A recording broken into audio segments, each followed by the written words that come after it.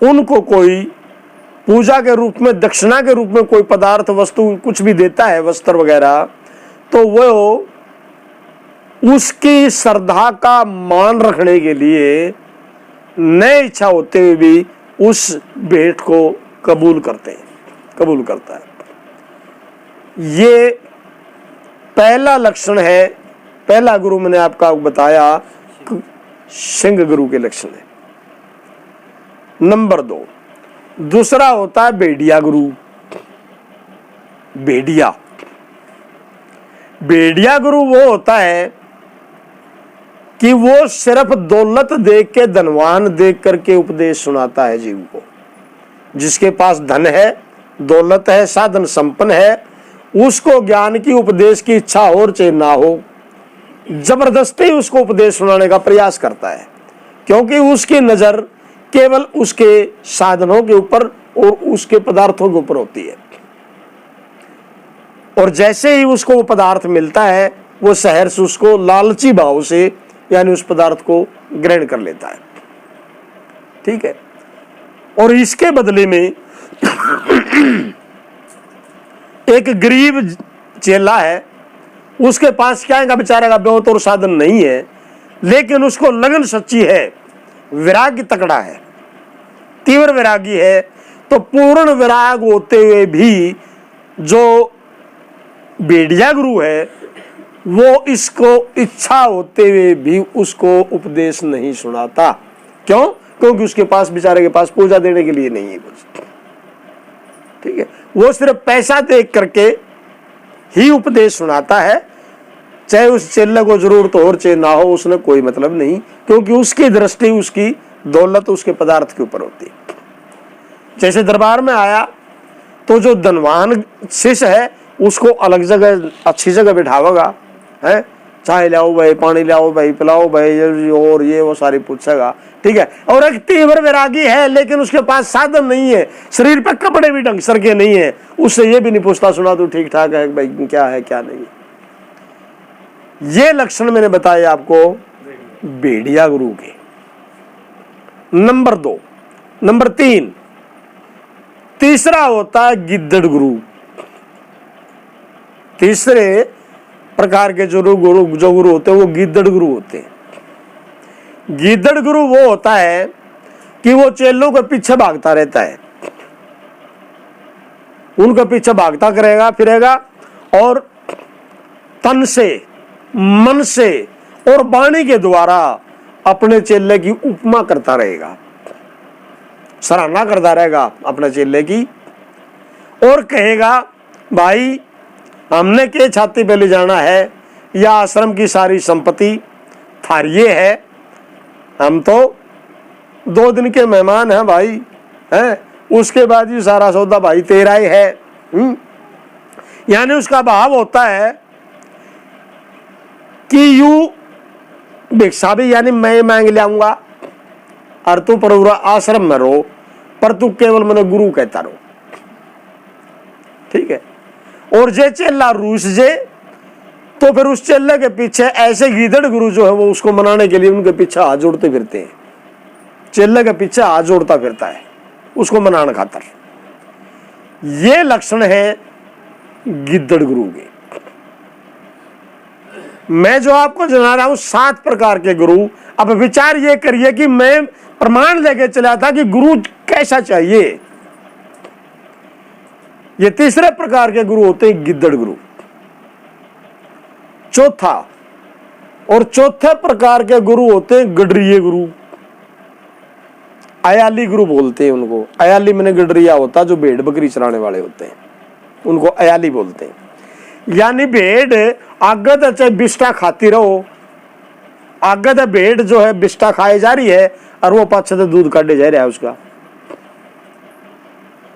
ठीक।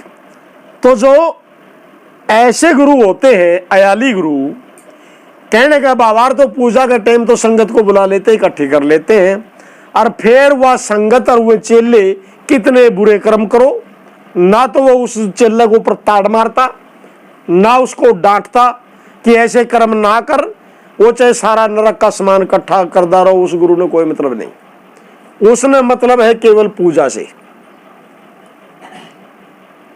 यानी वह चाहे बिस्टा खा रही है भेड़, उसने कोई मतलब नहीं, लेकिन उसने मतलब दूध तय है, वो दूध काटे जा रहा है उसका, ठीक है। तो वो चाहे कितने बुरे कर्म चेला करता रहो, वो ऐसा गुरु चेले को डांटता नहीं, उसको पर ताड़ नहीं मारता कि तू नरक का सामान इकट्ठे कर रहा है, समाज को तू बर्बाद करने को ऊपर तुला हुआ है, ये सत्संगियों के कर्म नहीं होते। यानी उसको ताड़ता ही, उसको संभालता ही नहीं, वो नरक में प्रोचे सुरग में जाऊ, उसने कोई मतलब नहीं। ये चौथा प्रकार का गुरु होया, कौन सा? गडरिया गुरु। यानी गडरिये ना लंगार बधाने का मतलब होता है भाई मेरी संगत और ज्यादा हो, और बड़ा, कोई भी आया ना उसकी तकाल ना तोली ना पूछा ना ताची, नाम चाहिए था जहां भाई बैठ। क्यों? क्योंकि उसने सिर्फ लंगार बधाने का मतलब है और कल्याण से मतलब नहीं होता। तो ये होता है गडरिया गुरु। और पांचवा गुरु होता है भैंसा गुरु, जोटा गुरु जिसने कहा, ठीक है। भैंसा गुरु वो होता है, जैसे जोटा जो है बेमतलब ही आसक्त हो जाता है, तो भैंसा गुरु वो है, वो दर दर घूमता रहता है, चेलों के घर पर जाएगा, भाई तुम्हें हमारी बागबाड़ी हो और हम किसका मांगण जावा है, और भाई हमारी गुरु दक्षिणा तो देनी पड़ेगी, ठीक है। चेला कहता है कि महाराज हमारे पास तो मेरा तो ब्योत है नहीं, मैं कहां से दूं? बोला चाहे कुछ कर, चाहे तू तेरे बेटे ने बेच, चाहे तेरी घराड़ी ने बेच, और चाहे तू बेच, तू बिक, हमने तो अपनी दक्षिणा गुरु दक्षिणा लेके जानी है, ठीक है। तो ऐसे वो घर घर घूमते रहते हैं और जो है अपना पेट का साधन के यानी मांगते रहते हैं, फिरते रहते हैं। ऐसे गुरु को कहते हैं भैंसा गुरु। उसके बाद आता गधा गुरु।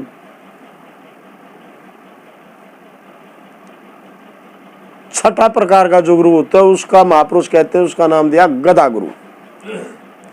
यानी गधा गुरु, जैसे गधा कुरुड़ी पे लिट के बहुत आनंद मानता है, गधा कुरुड़ी पे लिट के बहुत मस्त होता है। तो जिन लोगों को धुएं की राख से प्रेम है, राख लपेटते रहते हैं शरीर का, श्रम में भी गेड़ लेंगे लोग, कुरुड़ी पे बाहर फेंक के आते हैं राख को, लेकिन वो उठा करके अपना शरीर का मसलता है। भेख विशेष और नाम भेख का, कोई काला बाणा दे देता है, कोई भगमा दे देता है, यानी एक विशेष प्रकार का भेख है। कंठी, गले के अंदर ये नादी वगैरह जो डालते हैं, कांटा में कुछ न कुछ डाल देंगे, तो वह विशेष प्रकार की निशानी दे करके खुद तो कहता बने बने रहा था, लिटता है फिर था, वाह क्रिया चेले को कराना शुरू कर देता है। वो चेला भी राख में लिटेगा, वो है बाणा उसने रखना पड़ेगा। तो ऐसे जो गुरु और ऐसे साधु दूर से ही पहचाने जाते हैं कि यू फलाना लंगार का ऊंट है, तो वो निशानी तो पकड़े से हैं, निशानी तो दूर से पहचान में आ जाता है कि फलाना लंगार का ऊंट है, ठीक है।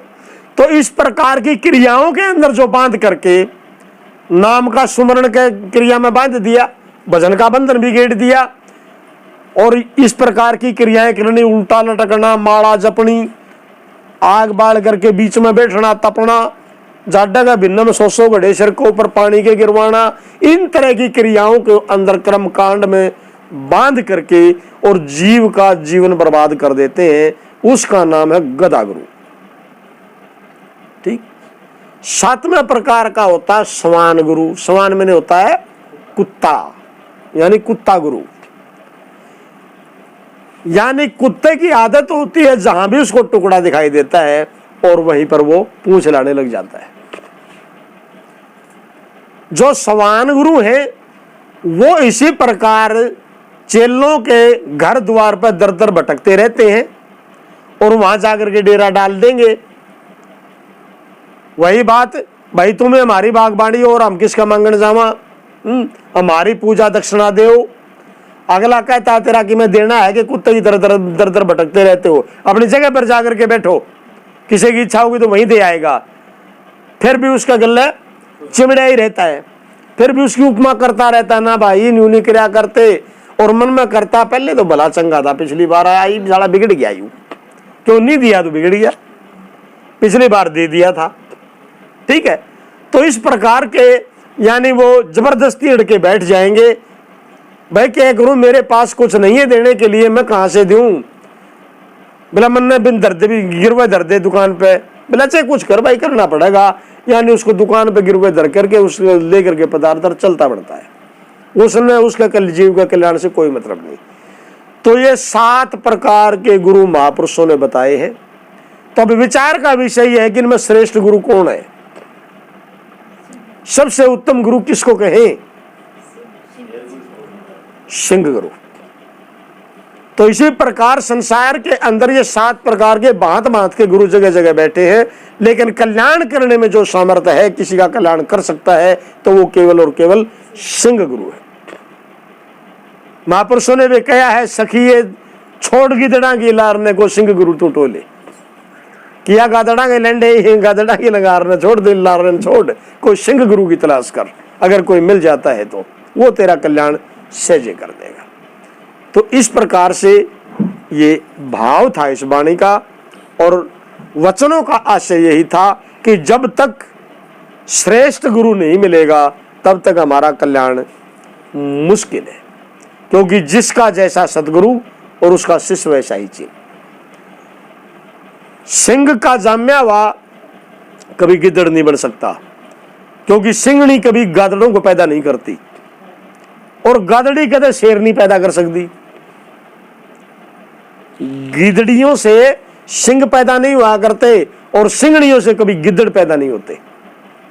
सिंह का जाम्या तो सिंह ही कहलाएगा, वो शेर का जाम्या तो शेर ही कहलाएगा, और गिद्दड़ का जाम्या वो गिद्दड़ ही कहलाएगा, चाहे ऊंची आवाज तो वो कितनी मारो। रात में गिद्दड़ बोलिया करते ना, उकी उकी उकी, ओ ठा लेंदे उस्मान सिर पे, तो मैं कूकचे कितने लांदे हो, लेकिन गिद्दड़ कितना ही कुकलो रहेगा गिद्दड़। बोल प्रेम से श्री सद्गुरुदेव महाराज की जय।